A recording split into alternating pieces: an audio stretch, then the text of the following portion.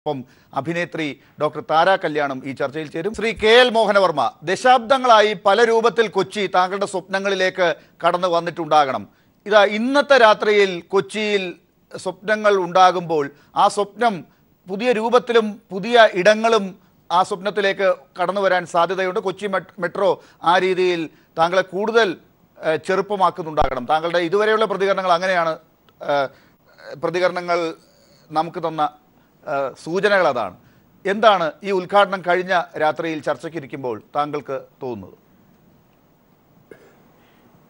ഈ ഉദ്ഘാടനം കഴിഞ്ഞ സമയത്ത് നമുക്കറിയാമല്ലോ, ഈ ഫോർച്യൂൺ മാസിക അല്ലെങ്കിൽ എക്കണോമിക് മാഗസിൻസ്, ഒരുപാട് സ്റ്റാറ്റിസ്റ്റിക്സ്, ഒരുപാട് ആളുകളെ അളക്കുന്ന വിദ്യകൾ, ഇതെല്ലാം ലോകമെമ്പാടും ഉണ്ട്.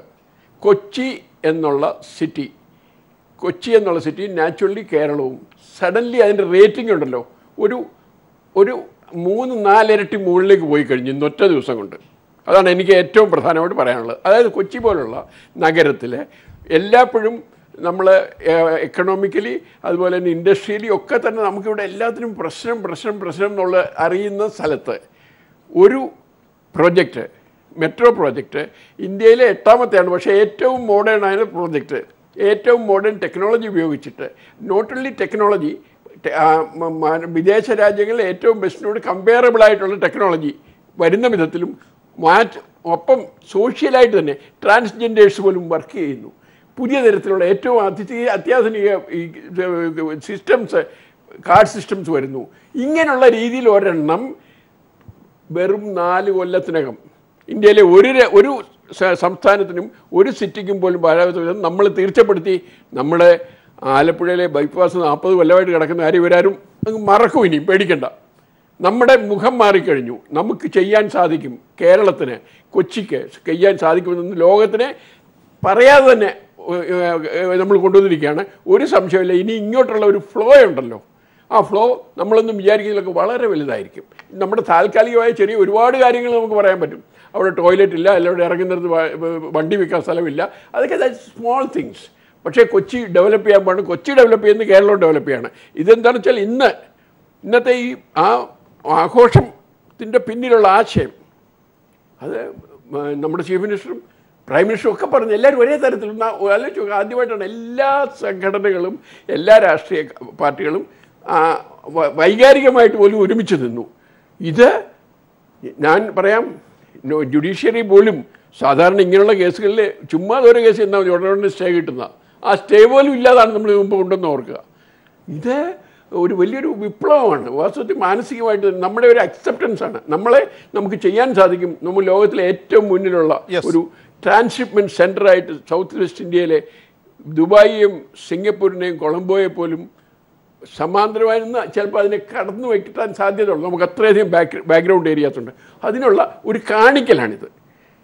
ഞാൻ പറയുന്നില്ല ഇത് നാളെ മുതൽ ഇതുണ്ടാകും, നമ്മുടെ പ്രശ്നം ഒന്നുമല്ല. പക്ഷേ നമുക്ക് ചെയ്യാൻ സാധിക്കുമെന്ന് നമ്മൾ കാണിച്ചു കൊടുക്കുകയാണ്. അതിന് നമ്മൾ ശ്രീധരൻ സാറിനെ ആണെങ്കിലും പിണറായിജി ആണെങ്കിലും ഉമ്മൻചാണ്ടി ആണെങ്കിലും നരേന്ദ്രമോദി ആണെങ്കിലും ഒക്കെ പ്രേസ് ചെയ്യുന്നതിന് അങ്ങേപ്പുറം നമ്മളെ തന്നെയാണ് പ്രേസ് ചെയ്യേണ്ടത്. നമ്മളാണ് ഇതിന് ശക്തിയെടുത്തത്. ഇവിടുത്തെ കൊച്ചിയിലെ കേരളത്തിലെ ജനങ്ങൾ. It's A great thing. നമ്മൾ വിചാരിക്കുന്നതൊക്കെ അങ്ങേപ്പുറമുണ്ട്. ഇടയ്ക്ക് ഞാനിപ്പോൾ അല്പം മുമ്പ് കേൾക്കുകയുണ്ടായത് കമ്പ്യൂട്ടറെ കുറിച്ചൊക്കെ. ഇതൊക്കെ സില്ലി കാര്യങ്ങളാണ്. You can do anything against that. ലോകം ഇങ്ങനെ ചേഞ്ച് ചെയ്തുകൊണ്ടേയിരിക്കും. അറിയാൻ മേലാത്തൊരു അവർ ചത്തു പോകുമ്പോൾ പിന്നെ ബാക്കിയുള്ളത് ചെയ്തോളും. പിള്ളേർ ചെയ്തോളും. Don't worry about it. പിള്ളേർക്ക് ഒന്നാന്തരം ഒരു ഏരിയ നമ്മൾ ഇവിടെ ഉണ്ടാക്കി കൊടുക്കുകയാണ്. സ്വപ്നങ്ങൾ വലുതാണ്. ശ്രീ കെ എൽ മോഹനവർമ്മ, ഞാൻ തിരിച്ചെത്താം. ഡോക്ടർ താര കല്യാൺ, ഇപ്പോൾ ശ്രീ കെ എൽ മോഹനവർമ്മ പറഞ്ഞത് മറ്റൊരു തലമുറയുടെ സ്വപ്നം ആണ് എന്ന് പറയേണ്ടതില്ല. അദ്ദേഹം തലമുറകളിലൂടെ സ്വപ്നം കണ്ട് ഇപ്പോഴെത്തി നിൽക്കുന്ന ഒരുപക്ഷെ വരും കാലത്തെ കൂടി കണ്ടുകൊണ്ടുള്ള സ്വപ്നത്തിൻ്റെ പങ്കുവയ്ക്കലാണ് ഇപ്പോൾ അദ്ദേഹം നടത്തിയത്. ഡോക്ടർ താര കല്യാൺ എങ്ങനെയാണ് ഇപ്പോൾ ഈ കൊച്ചി മെട്രോയുടെ ഉദ്ഘാടന ദിവസം രാത്രിയിൽ കൊച്ചിയിൽ ഇന്ന് എന്ത് സ്വപ്നം കണ്ടാണ് ഉറങ്ങുന്നത്?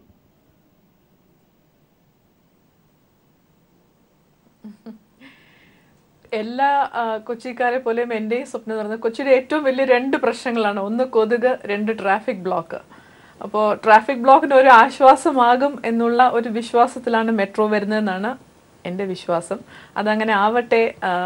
സാധാരണക്കാരന് പെട്ടെന്ന് ഒരു സ്ഥലത്ത് നിന്ന് മറ്റൊരു സ്ഥലത്ത് എത്താൻ മണിക്കൂറുകൾ ഒരുപാട് നേരം ഇങ്ങനെ ബ്ലോക്കിൽ കിടക്കേണ്ട ഒരു അവസ്ഥ ഇവിടെ താമസിക്കുന്നവർക്കറിയാം അത് എത്ര ബുദ്ധിമുട്ടാണെന്നുള്ളത്. ചെറിയ ഷോർട്ട് ഡിസ്റ്റൻസ് പോലെ നമുക്കൊരു വണ്ടിയിൽ പോകാൻ ഭയങ്കര ബുദ്ധിമുട്ടാണ്. അപ്പോൾ അതിനൊരു ആശ്വാസമായിട്ട് നമുക്ക് അത്യാവശ്യം ഒന്ന് ആലുവയിലോട്ട് പോകണമെങ്കിലോ ഒന്ന് എയർപോർട്ടിൽ പോകണമെങ്കിലോ ഒരു മെട്രോ എടുത്ത് പോകാനുള്ളൊരു സംവിധാനം ഉണ്ടാക്കി തന്നതിൽ ഒരുപാട് സന്തോഷമുണ്ട്.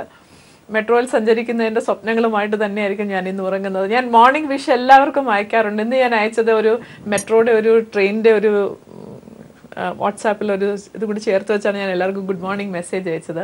അതൊരു നല്ല മാറ്റമാണെന്ന് എനിക്ക് തോന്നുന്നു. വെൽക്കം ചെയ്യുന്നു. Very happy about it. എന്നാണ് മെട്രോയിലേക്ക് യാത്രയ്ക്കായി പോകാൻ പോകുന്നത്?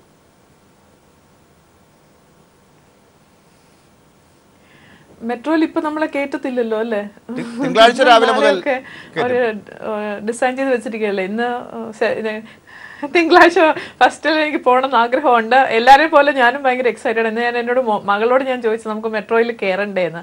അപ്പോൾ പുറത്ത് നമ്മൾ വിദേശത്തൊക്കെ പോകുമ്പോഴാണ് മെട്രോയിലൊക്കെ കയറിയിട്ടുള്ളത്.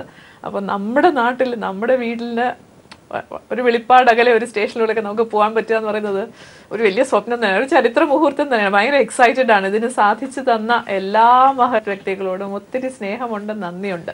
ശരി, ഞാൻ തിരിച്ചു വരാം. ശ്രീ ജി സുരേഷ് കുമാർ, ഞാൻ താരാ കല്യാണിനോട് ഇങ്ങനെ കൂടുതൽ ചോദിച്ചത് എപ്പോഴാണ് കയറാൻ പോകുന്നത് എന്നൊക്കെ ചോദിച്ചത് ഒരു പൈങ്കിളി ചോദ്യമായി കാണേണ്ടതില്ല.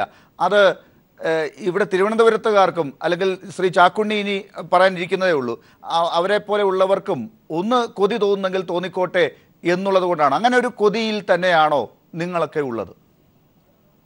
ആദ്യമായിട്ട് ഈ മെട്രോ കൊച്ചിയുടെ മാത്രമല്ല, കേരളത്തിൻ്റെ തന്നെ സ്വന്തമാണ്. അപ്പം തിരുവനന്തപുരത്തുകാരനായ ഞാൻ കൊച്ചിയിൽ ചെല്ലുമ്പോൾ ഇത് വലിയൊരു ത്രില്ല് തന്നെയാണ് നമ്മുടെ നാട്ടിൽ മെട്രോ വരുന്നതെന്ന് പറയുന്നത്. ഞാനിതിനു മുമ്പ് മദ്രാസിൽ മെട്രോയുടെ പണി നടക്കുമ്പോഴും ഇപ്പോഴും കഴിഞ്ഞ ഒരു 1.5 കൊല്ലം മുമ്പാണ് അതിൻ്റെ ഒരു ഘട്ടം തീർന്നത്.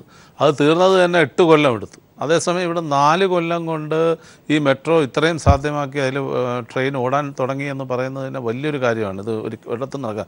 അതിൻ്റെ ക്രെഡിറ്റ് എല്ലാവർക്കുമാണ്. അത് ഇപ്പം നേരത്തെ ഉണ്ടായിരുന്ന സർക്കാർ നയിച്ച ശ്രീ ഉമ്മൻചാണ്ടി അദ്ദേഹമാണ് ഇത് തുടങ്ങി വെച്ചത്. അദ്ദേഹത്തിന് അതിൻ്റെ ക്രെഡിറ്റ് ഉണ്ട്.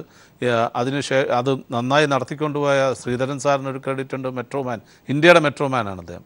കേരളത്തിൻ്റെ മെട്രോമാനാണെന്ന് ഞാൻ വിശേഷിപ്പിക്കുന്നത് നമ്മുടെ ഏലിയാസ് ജോർജ്. അദ്ദേഹം ഇതിനു വേണ്ടിയിട്ട് ഒത്തിരി കഷ്ടപ്പെട്ടു. അദ്ദേഹത്തിനും അതിൻ്റെ ക്രെഡിറ്റ് കൊടുക്കണം. അദ്ദേഹം അതിനു വേണ്ടിയിട്ട് അഹോരാത്രം പണിയെടുത്ത ഒരാളാണ്. പിന്നെ കേരള മുഖ്യമന്ത്രി, അതുപോലെ കേന്ദ്ര ഗവൺമെൻറ്റിൻ്റെ അകമഴിഞ്ഞ സഹായം ഒന്നുകൊണ്ട് മാത്രമാണ് ഇത് തീർത്ത് ഒരു വൻപിച്ച വിജയമാക്കാൻ സാധിച്ചത്.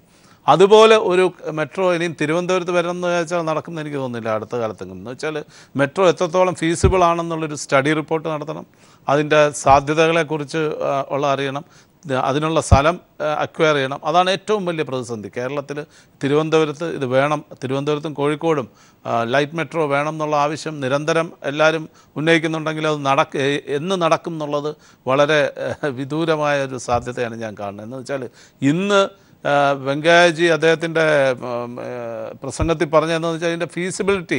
അപ്പോൾ ഫീസിബിലിറ്റി റിപ്പോർട്ടിൽ അത് ചിലപ്പോൾ നഷ്ടമാണോ ലാഭമാണോ എന്നുള്ളതും പറഞ്ഞിട്ടുണ്ടെന്ന് തോന്നുന്നില്ല. അത് നഷ്ടമായിരിക്കാം. എന്ന് വെച്ചാൽ ലോങ് റണ്ണിലെ മെട്രോ പോലുള്ള ഒരു കാര്യങ്ങൾ അല്ലെങ്കിൽ ലൈറ്റ് മെട്രോ പോലുള്ള കാര്യങ്ങൾ ലാഭത്തിലെത്തത്തുള്ളൂ. അപ്പം ഇന്ന് അദ്ദേഹത്തിൻ്റെ ഒരു ധ്വനിയിൽ നിന്ന് മനസ്സിലായത് ഇത് അടുത്ത കാലത്തെങ്കിലും കേരളത്തിൽ നടക്കാൻ സാധ്യതയില്ല, തിരുവനന്തപുരത്ത് നടക്കാൻ സാധ്യതയില്ല എന്നാണ്. തിരുവനന്തപുരത്തിന് ഇത് നടക്കണമെന്നുണ്ടെങ്കിൽ ആദ്യം ഇവിടുത്തെ ഇൻഫ്രാസ്ട്രക്ചർ ഡെവലപ്പ് ചെയ്യണം.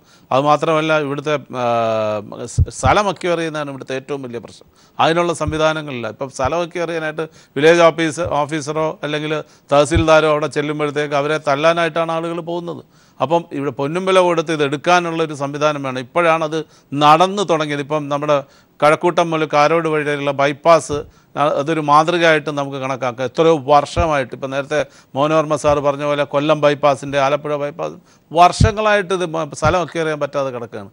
അതിന് മാർക്കറ്റ് വാല്യൂ കൊടുത്തിരുന്നെങ്കിൽ ഇതിനും എത്രയോ കാലം മുമ്പ് ഇത് അക്വയർ ചെയ്ത് പോകായിരുന്നു. അപ്പോൾ അതിനുള്ള ദീർഘവീക്ഷണമുള്ള ആൾക്കാർ ഇവിടെ ഉണ്ടാകും. പക്ഷേ ഇന്ന് നമുക്ക് സന്തോഷം തോന്നിയ ഒരു കാര്യം കേന്ദ്ര സർക്കാരിൽ നിന്ന് പ്രധാനമന്ത്രി പറഞ്ഞതും അദ്ദേഹം ഡെവലപ്മെൻറ്റ് മിനിസ്റ്റർ വെങ്കയ്യജി പറഞ്ഞതും മുഖ്യമന്ത്രി പറഞ്ഞതും എല്ലാം ഡെവലപ്മെൻറ്റിൻ്റെ കാര്യമാണ്. അപ്പം ഒരുമിച്ച് കൈകോർത്ത് നിന്നുകൊണ്ട് പാർട്ടിയുടെ ഇതെല്ലാം മറന്ന് കൊടി അടയാളങ്ങളും ഒക്കെ മറന്നുകൊണ്ട് ഇത് മുമ്പോട്ട് കൊണ്ടുപോകാമെന്നുള്ള തീരുമാനം വളരെ സ്വാഗതാർഹമാണ്. അത് വളരെ നല്ലൊരു തീരുമാനമാണ്. പക്ഷേ ശ്രീ ചാക്കുണ്ണി, അപ്പോൾ മലബാറിലും ഇതേപോലെ എല്ലാവരും കൂടി ഒരുമിച്ച് വികസനത്തിൻ്റെ സ്വപ്നം കണ്ട് കൊച്ചി ഒരു മാതൃകയായി മുമ്പിൽ നിൽക്കുമ്പോൾ ആ സ്വപ്നങ്ങൾ ഒരു പ്രചോദനമായി എത്രയും വേഗം അവിടെയും ഒരു മെട്രോ ഓടിത്തുടങ്ങുന്നതിന് താങ്കളുടെ സ്വപ്നത്തിൽ ഒരു സ്ഥലം ഇപ്പോഴുണ്ടോ, അതോ പ്രശ്നങ്ങളാണോ മുമ്പിൽ നിൽക്കുന്നത്?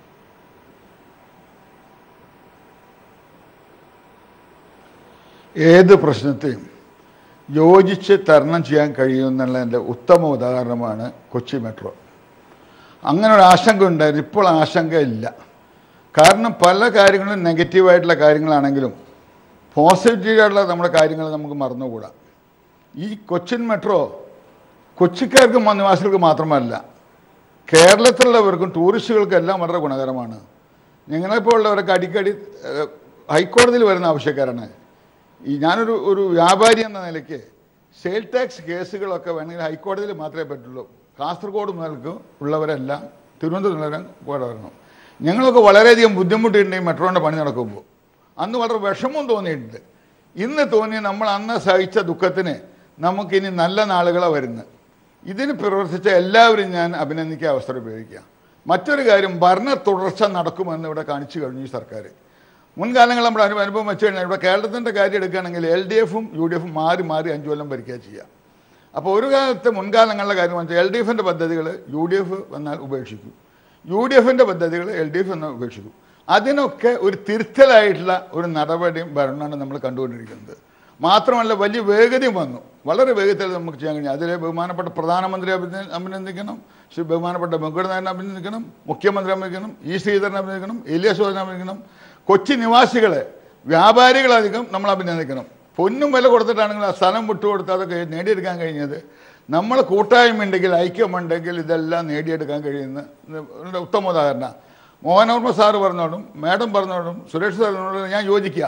പക്ഷെ അദ്ദേഹം ഒരു ആശങ്ക പ്രകടിപ്പിച്ചുവിടെ, മിസ്റ്റർ സുരേഷ് കുമാർ ആ ആശങ്കയ്ക്ക് ഇപ്പോൾ അടിസ്ഥാനമില്ല. കാരണം ലോ ഫ്ലോർ ബസ്സിൽ സീറ്റ് കിട്ടിയില്ലെങ്കിൽ നമ്മൾ മറ്റ് ബസ്സുകൾ പരിഗണിക്കുന്ന ഒരവസ്ഥയിലേക്ക് എത്തിയിട്ടുണ്ട്. സാധാരണ KSRTCക്കാളോ പ്രൈവറ്റ് ബസ്സിനേക്കാളോ 3 ഇരട്ടി പൈസ കൊടുത്താലും ലോ ഫ്ലോർ ബസ്സിൽ കൊടുക്കാൻ തയ്യാറായിട്ട് നിൽക്കുക. പൊതുഗതാഗതം വർദ്ധിപ്പിക്കലേ നമ്മുടെ മുന്നിലുള്ള ഒരു വഴിയുള്ളൂ. അതുകൊണ്ട് തന്നെ ഇത് ജനങ്ങൾ ഇത് ഏറ്റെടുക്കും, നമ്മൾ ഉപയോഗിക്കും. ഇത് സമ്പന്നർക്കല്ല, സാധാരണക്കാർക്ക് ഗുണം കിട്ടും. കുറേ കാറിൽ പോകേണ്ട ഒരു മെട്രോ ഉപയോഗിക്കുമ്പോൾ അവിടുത്തെ ഗതാഗതക്കുരുക്ക് കുറയും. ഇപ്പം ഇത്തരം പൊതുഗതാഗതം വർദ്ധിപ്പിക്കലാണ് ഇന്ന് നമ്മുടെ കേരളത്തെ സംബന്ധിച്ച് അനിവാര്യമായ ഒരു കാര്യം. കൊച്ചിയെ സംബന്ധിച്ച് പറയുകയാണെങ്കിൽ ഇത് ഇരട്ടി മധുരമാണ്. ഞാൻ പഴയ ചരിത്രം ഒന്ന് ഓർമ്മ തിരുത്താം എന്നാണ് മോഹൻ സാറിന് തിരുത്താം. 1902 രാജവർമ്മ രാജ ഇവിടെ നമ്മൾ ഷൊർണൂരിൽ നിന്നിങ്ങോട്ട് ട്രെയിൻ കൊണ്ടുവന്നത് കൊച്ചി വരെ. അതിന് ശേഷം ഉണ്ടായിട്ടുള്ള കുതിപ്പ് വളരെയധികം. പണ്ട് മലബാറിനേക്കാൾ പിന്നോക്ക അവസ്ഥയാണ് സാമ്പത്തിക സ്ഥിതിയിൽ കൊച്ചി മേഖല ഉണ്ടായിരുന്നത്. ആ കുതിച്ചാട്ടത്തിന് വഴിയൊരുങ്ങിയത് അന്നത്തെ തമ്പുരാൻ ഒരുപാട് പഴി ചെയ്തിട്ട് ആ റെയിൽവേ ലൈൻ വന്നതിൻ്റെ പേരിലാണ് ഇവിടെ കുതിച്ചാട്ടം. ഇനി കൊച്ചിയെ നമുക്ക് പിടിച്ചാൻ കിട്ടാത്തൊരവസ്ഥയിലേക്ക് എത്തും. മറ്റൊരു കാര്യം, നെടുമ്പാശ്ശേരി എയർപോർട്ട്, ഇതൊക്കെ 2000 തുടങ്ങിയ എയർപോർട്ടിൽ നിന്ന് എവിടെ എത്തി നിൽക്കുന്നു? അതേസമയത്ത് 1982 തുടങ്ങിയ കരിപ്പൂർ എയർപോർട്ട് എവിടെ നിൽക്കുന്നത്? ഒരു ഇഞ്ച് ഭൂമി വിട്ടുകൊടുക്കാൻ കഴിഞ്ഞിട്ടില്ല. ഞാൻ ആരും കുറ്റപ്പെടുത്താൻ വേണ്ടി പറയല്ല ചെന്ന്. അപ്പോൾ ആ കാര്യത്തിൽ ലോകത്തിന് മാതൃക കാണിക്കാൻ നമുക്ക് കഴിഞ്ഞിട്ടുണ്ട്. അപ്പോൾ പൈസ ഒരു പ്രശ്നമല്ല. ഇപ്പോൾ നമ്മളിപ്പോൾ നോക്കുക, ബോംബെക്ക് ട്രെയിൻ ഉണ്ടെങ്കിലും ബോംബെക്കൊന്നും ഒരു ഫ്ലൈറ്റിൽ ഒരു സീറ്റ് പോലും കിട്ടാനില്ല. അപ്പം നമ്മുടെ ശേഷി വർദ്ധിച്ചു, ദാരിദ്ര്യം ഇല്ല എന്നല്ല ഞാൻ പറഞ്ഞത്. അതുകൊണ്ട് ഏറ്റവും നല്ല ഗതാഗതത്തിൽ ആണ് നമ്മൾ പ്രിഫർ ചെയ്യുന്നത്. ഇപ്പോൾ ആരാ മാരുതി 800 ചെറിയ കാറ് വാങ്ങുന്നത്? എല്ലാവരും ഇന്നോയും വലിയ കാറ്, എത്ര ബെൻസ് കാറ്, അതുപോലെ തന്നെ ഔഡി കാറൊക്കെ കേരളത്തിലുള്ള മറ്റ് സംസ്ഥാനങ്ങളായിട്ട് നമ്മൾ താരതമ്യം ചെയ്യണം. ഗാന്ധിനഗറാണ് ഗുജറാത്തിൻ്റെ തലസ്ഥാനം. ശരി, ഈ ഘട്ടത്തിൽ ഡോക്ടർ താര കല്യാൺ 2-3 തവണയായി താങ്കൾ പറയുന്നതിനിടയ്ക്ക് ഇടപെടാൻ ശ്രമിക്കുന്നുണ്ട്. ഞാൻ ഒന്ന് ഡോക്ടർ താര കല്യാണിലേക്ക് പോയിട്ട് തിരിച്ചു വരാം. ഡോക്ടർ താര കല്യാൺ,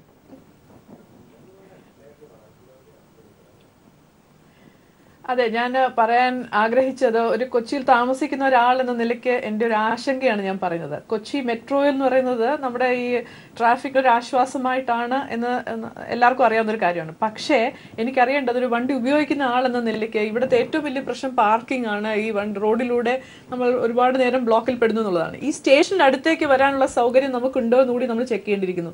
ഈ പില്ലേഴ്സിന് ഇടയ്ക്കുള്ള സ്പേസ് സർക്കാർ കൊടുക്കാൻ പോകണമെന്നൊക്കെ ഇങ്ങനെ കേട്ടു. അരുതേ എന്നാണ് എൻ്റെ ഒരു അഭ്യർത്ഥനയാണ്, ഇവിടുത്തെ ഒരു നിവാസി എന്ന നിലയ്ക്ക് പാർക്കിങ്ങിന് ദയവ് ചെയ്ത് ഈ വണ്ടി ഉപയോഗിക്കുന്നവർക്ക് എന്തെങ്കിലുമൊക്കെ ഒരു പരിഗണന തരിക. സ്കൂട്ടറുകാർക്ക് പരിഗണനയുണ്ട്, ഓട്ടോക്കാർക്കുണ്ട്, ടാക്സിക്കാർക്കുണ്ട്, ലോകത്തിലെ സകലർക്കും പരിഗണനയുണ്ട്. പക്ഷേ ഫുൾ ലൈഫ് ടൈം ടാക്സ് അടച്ച് എല്ലാ കാര്യങ്ങളും ചെയ്ത് നടക്കുന്ന അതൊരു പരിഗണനയും കണ്ടിട്ടില്ല, ഒരു രീതിയിലുള്ള പരിഗണനയും കണ്ടിട്ടില്ല. ദയവ് ചെയ്ത് ഇവിടെയെങ്കിലും ഈ പില്ലേഴ്സിന് ഇടയ്ക്കുള്ള സ്പേസ് അത്യാവശ്യം പാർക്ക് ചെയ്യാനും സാധാരണക്കാരന് കമ്മ്യൂട്ട് ചെയ്യാനുള്ള രീതിയിൽ ചെയ്യണമേ എന്നുള്ളൊരു താഴ്മയായ അപേക്ഷയാണ്, കൈക്കൊള്ളണമെന്ന് അപേക്ഷിക്കുന്നു. ശരി, ശ്രീ KL മോഹനവർമ്മ, ഒരുപക്ഷെ കഴിഞ്ഞ ദിവസങ്ങളിൽ ഈ ചർച്ചയിൽ പങ്കെടുത്ത പലരും സമാനമായ രീതിയിലുള്ള ചില ആശങ്കകളൊക്കെ പങ്കുവച്ചിട്ടുണ്ട്. കൊച്ചിയിൽ തന്നെ ഒരുപക്ഷെ അങ്ങ് എല്ലാ തലമുറകളെയും പ്രതിനിധീകരിക്കുന്ന ഒരാൾ, പക്ഷേ ഇപ്പോഴത്തെ ചില ചെറുപ്പക്കാരുടെ ഭാഗത്ത് നിന്ന് വന്ന ചില പ്രതികരണങ്ങൾ ഈ മെട്രോ എത്രത്തോളം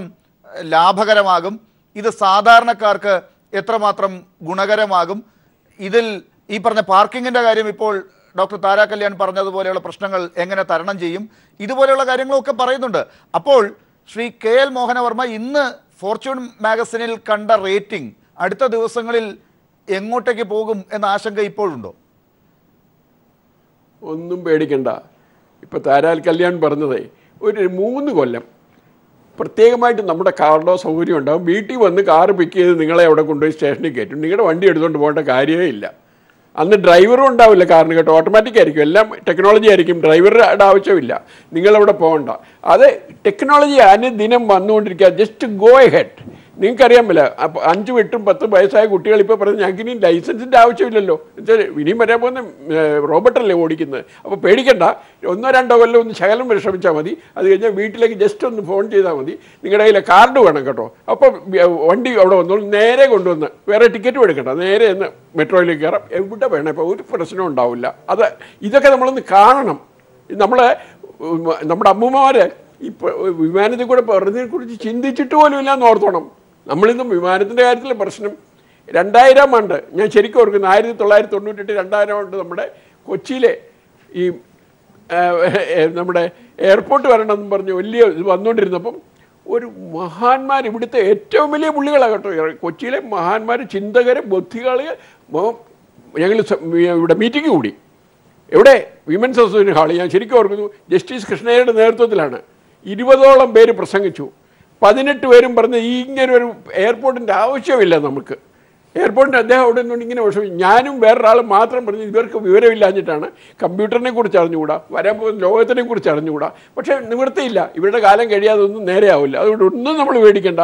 പിള്ളേർ നമ്മളെക്കാളും ഭംഗിയായിട്ട് ഇത് കൊണ്ടുപോയിക്കോളും.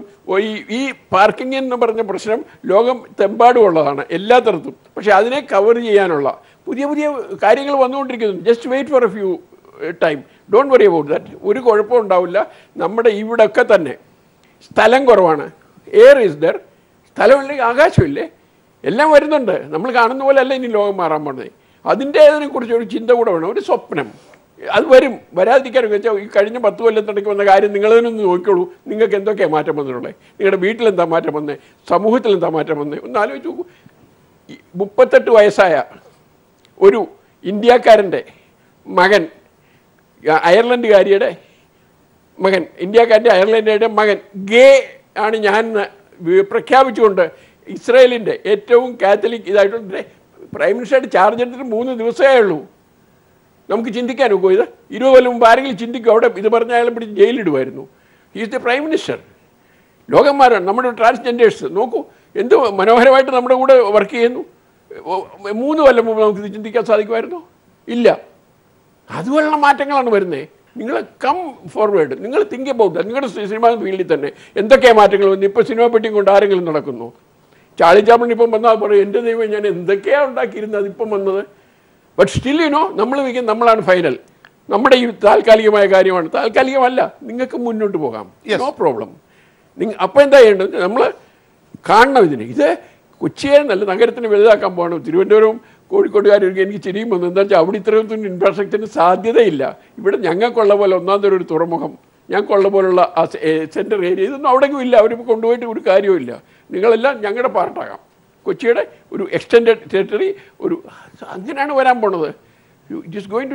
ശ്രീ സുരേഷ് കുമാർ, തമാശയ്ക്ക് ചിരിച്ച് തള്ളണ്ട. ശ്രീ KL മോഹനവർമ്മ പറഞ്ഞത് കൊച്ചി രാജ്യത്തിൻ്റെ ഭാഗമാകാൻ തിരുവനന്തപുരത്തിനെയും മലബാറിനെയും ക്ഷണിക്കുകയാണ് അദ്ദേഹം. അത് ചിരിച്ചു തള്ളേണ്ടതില്ല. ഒരുപക്ഷെ ലോകം മുഴുവൻ സിനിമ പിടിക്കാൻ പോകുന്ന താങ്കളെപ്പോലുള്ള ഒരാൾക്ക് ഈ വന്ന മാറ്റങ്ങളിൽ ചിലതൊക്കെ അവിടെ ഇപ്പോഴും ഉണ്ടെന്നുള്ളത് അറിയാവുന്നതാണ്. അത് കൊച്ചിയിൽ നടക്കുന്നു, കൊച്ചിക്കാർക്ക് അത് സ്വപ്നമല്ല യാഥാർത്ഥ്യമാകുമ്പോൾ തിരുവനന്തപുരത്തും മലബാറിനും അത് സാധിക്കാതെ പോകുന്നതിന് കാരണം അവിടുത്തെ ഭൂമിശാസ്ത്രത്തിൻ്റെ മാത്രം പ്രത്യേകതയാണോ?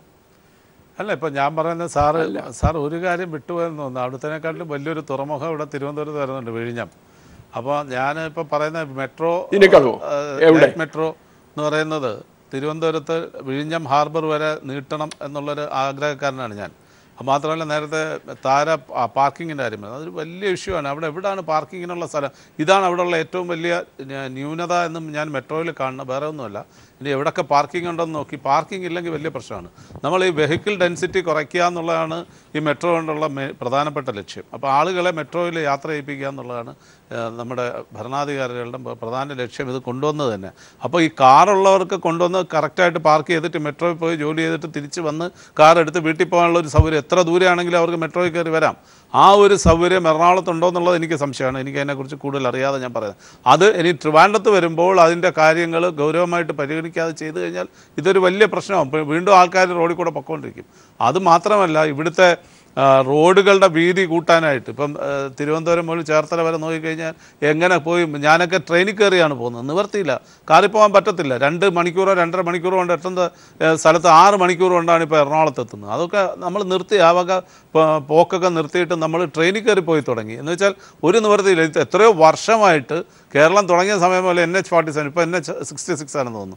ഇത് വീതി കൂടിയിട്ടേ ഇല്ല. ഇടയ്ക്ക് രാഷ്ട്രീയക്കാരെല്ലാം കൂടെ തീരുമാനിച്ചത് 30 മീറ്റർ മതി, 45 മീറ്റർ പോലെ 100 മീറ്ററിലെങ്കിലും വേണം. ഇപ്പോൾ തമിഴ്നാട്ടിലോട്ട് ചെന്നാൽ നാഗർകോവിൽ കഴിഞ്ഞാൽ നമുക്ക് മദ്രാസിലെത്താൻ 8 മണിക്കൂർ പോലും വേണ്ട. ഇവിടുന്ന് നാഗർകോവിലെത്താൻ 2.5-3 മണിക്കൂർ എടുക്കും. അത്രയ്ക്ക് പ്രയാസമാണ്. ഇപ്പം തമിഴ്നാട്ടിൽ ഇപ്പം നോക്കിക്കഴിഞ്ഞു കഴിഞ്ഞാൽ മാർത്താണ്ഡം മുതൽ സുരേഷ് കുമാർ, ഈ കാര്യത്തിൽ ഇപ്പോൾ താങ്കൾ അത് പറഞ്ഞുകൊണ്ടാണ് നാഗർകോവിൽ വരെ എത്തണമെങ്കിൽ 3 മണിക്കൂർ എടുക്കുമെന്ന് പറയുന്നത്.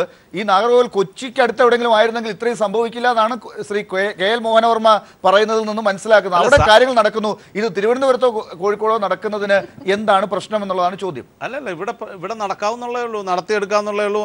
അതെങ്ങനെ നടത്തണം എന്നുള്ളത് ഇവിടുത്തെ അധികാരികൾ വേണം തീരുമാനിക്കണം. എന്തായാലും വളരെ സന്തോഷമായിട്ടുള്ള കാര്യം, എല്ലാ പാർട്ടിക്കാരും ഒരുമിച്ച് ഡെവലപ്മെൻറ്റിന് വേണ്ടിയിട്ട് കേന്ദ്ര സർക്കാരിൻ്റെ കൂടെ ഇപ്പോൾ ഒരുമിച്ച് നിൽക്കാം എന്ന് ഇന്ന് പറഞ്ഞ ഒരു സംഭവം എന്ന് വെച്ചാൽ ഡെവലപ്മെൻറ്റ് അജണ്ടയായിട്ടാണ് ശ്രീ പ്രധാനമന്ത്രി നരേന്ദ്രമോദി ഇറങ്ങിയിരിക്കുന്നത്. അപ്പോൾ അദ്ദേഹത്തിന് സപ്പോർട്ട് ചെയ്യാനും അദ്ദേഹം തിരിച്ച് സപ്പോർട്ട് ചെയ്യുന്നതും ഒക്കെ വലിയൊരു സന്തോഷമുള്ള കാര്യമാണ് നമ്മളെ സംബന്ധിച്ചിടത്തോളം. തിരുവനന്തപുരത്ത് ഇപ്പോൾ വിഴിഞ്ഞം തുറമുഖം ഇപ്പോൾ വരുന്നു. വിഴിഞ്ഞം തുറമുഖം എന്ന് പറയുന്നത് അത് വരുമ്പോഴത്തേക്ക് തിരുവനന്തപുരത്തിൻ്റെ മുഖച്ഛായ തന്നെ മാറും. ഇവിടെ ചിലപ്പം ലൈറ്റ് മെട്രോയ്ക്ക് വരെ നമുക്കൊരു മെട്രോ തന്നെ വരേണ്ടി വരും. അത്രയ്ക്ക് കണ്ടെയ്നേഴ്സാണ് ഇവിടെ വന്ന് ഇറങ്ങാൻ പോകുന്നത്. ഏറ്റവും വലിയ മദർഷിപ്പ് വരെ കാര്യത്തിൽ ശ്രീ സുരേഷ് കുമാർ, ഈ വിഴിഞ്ഞത്തിന്റെ കാര്യം പറഞ്ഞപ്പോൾ ശ്രീ KL മോഹനവർമ്മ കൊച്ചിയുടെ 7 അയലത്ത് വരില്ല എന്നുള്ള രീതിയിലാണ് അദ്ദേഹത്തിന്റെ മുഖഭാവം എനിക്ക് മനസ്സിലാക്കി തന്നത്. പക്ഷേ അത് അവിടെ നിൽക്കട്ടെ. പക്ഷേ ഇവിടുത്തെ ഈ ലൈറ്റ് മെട്രോ ഇപ്പോൾ വലിയൊരു ചർച്ചാ വിഷയമായിരിക്കുന്നു. അതിന്റെ ഫീസിബിലിറ്റി ഒക്കെ ഇനി വലിയ ചർച്ചാ വിഷയമാകും എന്നുള്ളത് യാഥാർത്ഥ്യമാണ്. പക്ഷേ ഇവിടെ വേറൊരു വിഭാഗം തന്നെ ഉണ്ടല്ലോ തിരുവനന്തപുരത്തൊക്കെ. ഈ വികസനത്തിൽ ഇനിയിപ്പോൾ ലൈറ്റ് മെട്രോ എത്രത്തോളം ആവശ്യമാണ്? ഈ സ്ഥലം പോകുന്നവരാണ് ഈ പ്രശ്നത്തിൽ കൂടുതൽ ഇങ്ങനെ ഒരു ഭാഗം പിടിക്കുന്നതെന്ന് വേണം കരുതാൻ. അപ്പോൾ അതൊരു വലിയ പ്രശ്നമായി തിരുവനന്തപുരത്ത് ഉണ്ടോ? അത് രാഷ്ട്രീയമായി മാറാൻ സാധ്യതയുണ്ടോ? അങ്ങനെ സ്ഥലം പോകുന്നവരുടെ കൂടെ രാഷ്ട്രീയ സംഘടനകൾ വരുമ്പോൾ ഒരുപക്ഷെ അത് നടക്കാതെ പോകാം. ശ്രീ സുരേഷ് കുമാർ. അല്ല, ഇതിപ്പം നേരത്തെ എടുത്തു കഴിഞ്ഞാൽ ഈ രാഷ്ട്രീയക്കാരാണ് ഇതിൻ്റെ അകത്ത് എല്ലായിടത്തും തടയിട്ടിട്ടുള്ളത്. ഇപ്പം നമ്മൾ അല്ലെങ്കിൽ ഇവിടുത്തെ ഈ കടകൾ പോലുള്ള കട പോവും, അല്ലെങ്കിൽ അവരുടെ സ്ഥലം പോവും. ഇപ്പം നമ്മൾ വിഴിഞ്ഞം ഹാർബറിൻ്റെ ഇത്രയും ലേറ്റ് ആവാൻ കാരണം എത്ര കേസുകൾ കഴിഞ്ഞാണ് ഇപ്പോൾ അത് വന്നത്. അവിടുത്തെ ഹോട്ടലുകാരെല്ലാം കൂടി ഇതിനെ തടസ്സം ഇടുകയല്ലായിരുന്നോ? കൊളംബോ പോർട്ടിനെ ഒരു എന്താണ് അതിൻ്റെ ഒരു ഇത് നഷ്ടപ്പെടും. അവിടെ ഇപ്പം വിഴിഞ്ഞം പോർട്ട് വന്നാൽ അതിൻ്റെ ഇമ്പോർട്ടൻസ് നഷ്ടപ്പെടും. അപ്പോൾ അതിനൊക്കെ വേണ്ടിയിട്ട് ഭയങ്കരമായ രീതിയിൽ ഒരു അടിയൊഴുക്ക് ഇവിടെ നടന്നു. അതെല്ലാം തരണം ചെയ്തുകൊണ്ടാണ് നമ്മളിവിടെ വിഴിഞ്ഞം പോർട്ട് ഉണ്ടായത്. അതുപോലെ ഇപ്പം ലൈറ്റ് മെട്രോ വരുമ്പോഴും ഏതെങ്കിലും കടക്കാരൻ കൊണ്ട് കേസ് കൊടുക്കും. അവർക്ക് പൊന്നുംവില കൊടുത്ത് അല്ലെങ്കിൽ മാർക്കറ്റ് റേറ്റ് കൊടുത്ത് അവരെ ഒഴിപ്പിച്ചെടുക്കാൻ പറ്റും. അവർ സമ്മതിക്കും. എന്ന് വെച്ചാൽ മാർക്കറ്റ് റേറ്റ് കൊടുത്താൽ ഇത് അവർക്ക് തുച്ഛമായ കാശ് കൊടുത്താൽ ആരെങ്കിലും ഒഴിഞ്ഞു പോകും. അപ്പോൾ ഇത് നടത്തണം എന്നുണ്ടെങ്കിൽ വളരെ എന്താണ് നല്ല കട്ടിയുള്ള മനസ്സുള്ള ഇവിടുത്തെ അദ്ദേഹം മുഖ്യമന്ത്രി, അദ്ദേഹം മുന്നിട്ടിറങ്ങിയാൽ ഇത് നടക്കും എന്നുള്ളതാണ് എൻ്റെ ഒരു വിശ്വാസം. എന്ന് വെച്ചാൽ ഇത് നടത്തിയെടുക്കാം, ഇപ്പം ഇത് നടത്തിയെടുക്കാൻ പറ്റും. അതിന് യാതൊരു സംശയമാണോ വേറെ എന്തെങ്കിലാണോ ഉദ്ദേശിച്ചത്? എന്തോ അല്ലല്ല, അദ്ദേഹം ഇരട്ടച്ചങ്കൻ എന്ന് അദ്ദേഹത്തിനെ വിളിക്കുന്നുണ്ടല്ലോ. അദ്ദേഹം ആ ഒരു ഇതിൽ അദ്ദേഹം ഇറങ്ങി തിരിച്ചാൽ ഇവിടെയും കോഴിക്കോട്ട് ഇത് നടത്താനൊക്കും. അത്ര ഒരു വിൽ പവറുള്ള ഒരാൾ ഇറങ്ങിയാൽ ഇത് നടക്കും, അല്ലെങ്കിൽ ഇത് നടക്കില്ല. ഇത് വഴിയിലിട്ടിട്ട് പോകും ആരെങ്കിലും. അതാണ് നടക്കാൻ. ഇപ്പം എന്തായാലും ഇത് നടക്കും എന്നുള്ളതാണ് എൻ്റെ വിശ്വാസം. ഇതിൻ്റെ ഫീസിബിലിറ്റി റിപ്പോർട്ട് വരുമ്പോഴത്തേക്ക് ഇത് നഷ്ടമാണെന്ന് പറഞ്ഞാൽ ചിലപ്പോൾ എടുത്ത് കോൾഡ് സ്റ്റോറേജ് കയറ്റും. പക്ഷേ സംഭവിക്കരുത്. ഈ കാര്യത്തിൽ മനസ്സുകൾ മാറുന്നതിൻ്റെ സൂചന കോഴിക്കോട് ഭാഗത്തും മലബാർ ഭാഗത്തും കാണേണ്ടതാണ്. അത് ശ്രീ ചാക്കുണ്ണിയിൽ നിന്ന് നമുക്ക് ആ പ്രതികരണം എടുക്കാം. ശ്രീ ചാക്കുണ്ണി, അപ്പോൾ കരിപ്പൂർ വിമാനത്താവളത്തിൻ്റെ കാര്യം താങ്കൾ നേരത്തെ പറഞ്ഞു. കൊച്ചിയിൽ ഇപ്പോൾ ഏറ്റവും ഒടുവിൽ വന്നത് ഇത്രയും വികസിച്ച് നിൽക്കുമ്പോൾ കരിപ്പൂരിൽ എന്താണ് പ്രശ്നമെന്നുള്ളത്. ഈ സ്ഥലമാണ് ശ്രീ സുരേഷ് കുമാർ തിരുവനന്തപുരത്തിൻ്റെ കാര്യം പറഞ്ഞതുപോലെ അവിടെയും പ്രശ്നമെന്നാണ് താങ്കളും സൂചിപ്പിച്ചത്. അപ്പോൾ ഈ കൊച്ചിയുടെ ഇപ്പോഴത്തെ ഈ പോക്ക് വലിയ വെല്ലുവിളിയാണ് ശ്രീ KL മോഹനവർമ്മയും ടീമും ഒക്കെ ഉയർത്തുന്നത്. നിങ്ങൾക്ക് ഈ ചർച്ചയിൽ പിടിച്ചു നിൽക്കാൻ പോലും പറ്റാത്ത രീതിയിലേക്ക് പോകുന്നുണ്ട്. പലപ്പോഴും ഒരു മത്സരമാണ്. അപ്പോൾ ആ നിലയിലേക്ക് കാര്യങ്ങൾ എത്തി നിൽക്കുന്ന ഘട്ടത്തിൽ മാറ്റങ്ങൾ ഉണ്ടാകുമോ മലബാറിൽ ഈ വികസനത്തിനൊപ്പം നിൽക്കാൻ?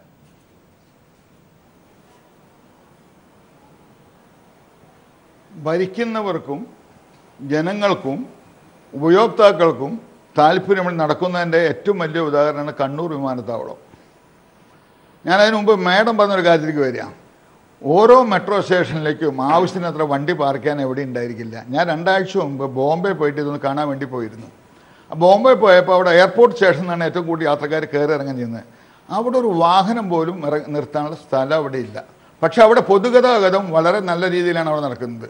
ഷെയർ ഓട്ടോ ഉണ്ട്, എല്ലാ സൗകര്യങ്ങളും ഉണ്ട്.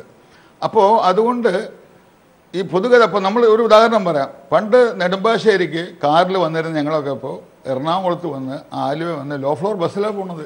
കുറേക്കൂടും നല്ല പൊതുഗതാഗതം മെച്ചപ്പെടുത്തി കഴിഞ്ഞാൽ ഈ കാര്യത്തിന് പരിഹാരം കാണാൻ കഴിയും. അതിനാണ് ഇവിടെ ഈ എല്ലാ സ്റ്റേഷനും ലിങ്ക് ചെയ്തിട്ട് സർക്കുലർ ബസ്സുകൾ ആരംഭിക്കണം. ഞാൻ നല്ലൊരു വാർത്ത ഇവിടെ കണ്ടു. സൈക്കിള് ലണ്ടനിലൊക്കെയുള്ള മാതിരി സൈക്കിൾ കൊടുക്കാനുള്ള സൗകര്യം ചെയ്യുന്നത് ഞാനൊരു വാർത്ത കണ്ടു. ഇവിടുത്തെ സൈക്കിൾ അവരെ ഞാൻ അഭിനന്ദിക്കുക.